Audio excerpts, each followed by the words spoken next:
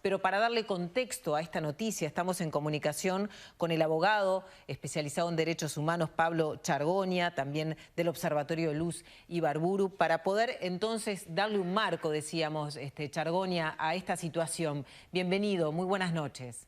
Buenas noches, muchas gracias por la llamada. En primer lugar, ¿por qué se estaría trabajando entonces nuevamente en el batallón número 13? ¿Qué información podemos dar sobre eso? El contexto hay que asociarlo al 300 Carlos o al Infierno Grande.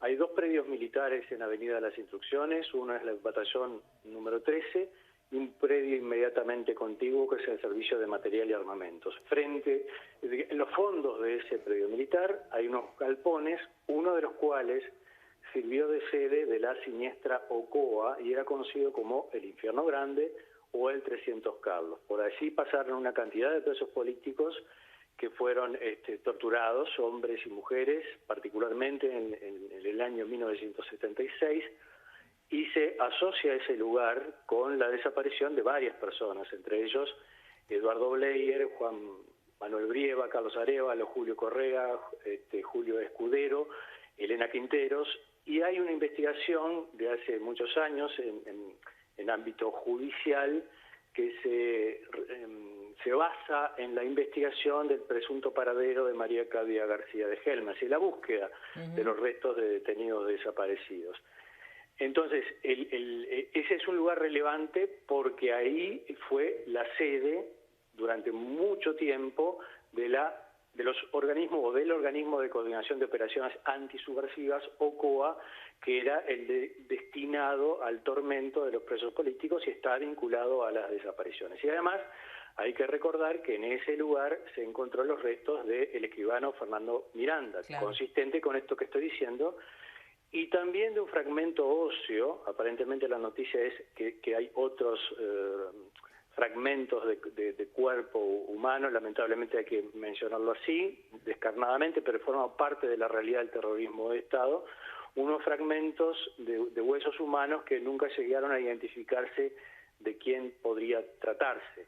Ajá. Entonces la expectativa es muy intensa, claro, porque seguramente, digamos, los nombres de estas personas que mencioné, hombres y mujeres desaparecidos, son los que inmediatamente vienen a nuestra mente cuando encontramos esta noticia que nos genera mucha expectativa. Claro, y fue un lugar además en el que se volvió en los últimos años varias veces, ¿no? Creo que, bueno, no tengo el recuerdo de toda la secuencia, pero en el 2015 hubo un retorno a este batallón y hubo inclusive una amenaza de bomba y hubo que retirarse. Después se volvió sobre el 2016 con la investigación del juez penal Pedro Salazar, que creo que está vinculado a lo que tú mencionabas acerca de ese fragmento óseo que fue encontrado, ¿verdad?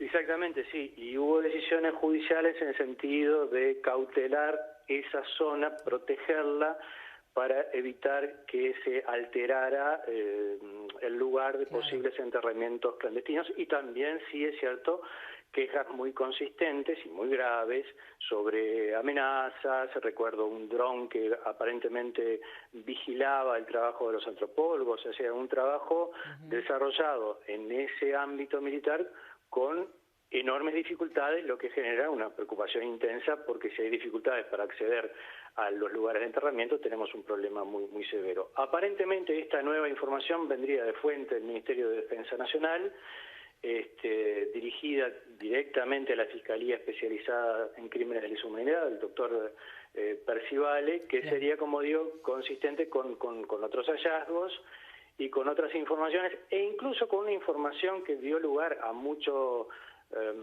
eco mediático, pero que generaba cierta preocupación acerca de qué podría haber ocurrido con eso, que el comunicador social Pettinati dijo alguna vez sobre alguna información que podía dirigir los pasos de la investigación hacia ese mismo lugar. No digo que sea esta la fuente de información, porque no es una fuente de información distinta, aparentemente, la del propio Ministerio de Defensa Nacional, pero quiero decir, el 13 Infantería de Avenida de las Instrucciones ha estado rodeado siempre de mucha información relacionada con posibles enterramientos. Recuerdo, por ejemplo, soldados que trataban de evitar hacer guardias de noche, todo lo decían ellos mismos, porque existía el rumor, la convicción durante la dictadura, aún de aquellos militares que no participaran en la represión, de que en los fondos de ese lugar había enterramientos humanos y un rechazo a vincularse con el espanto que esa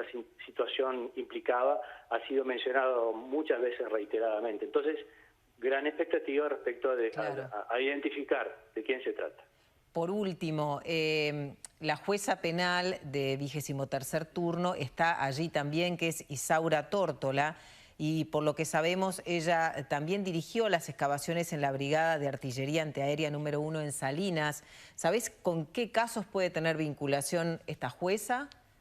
Es que es la misma sede, digamos, el expediente sigue el itinerario de aquella resolución primaria del juez Pedro Salazar, que hoy ya no es titular de juzgado, está en un tribunal de apelaciones, y en esta sede que está ese expediente que se extrajo de la causa María Claudia García de Hellman y cuyo objeto es la búsqueda de detenidos desaparecidos en ese predio del 13. Perfecto, Pablo, muchísimas gracias por este tiempo. Dejamos por aquí y en estas horas vamos seguramente a tener más información y seguramente también a partir de lo que pueda decir mañana el gobierno, el Poder Ejecutivo. Muchas gracias. Gracias a ustedes. Buenas noches.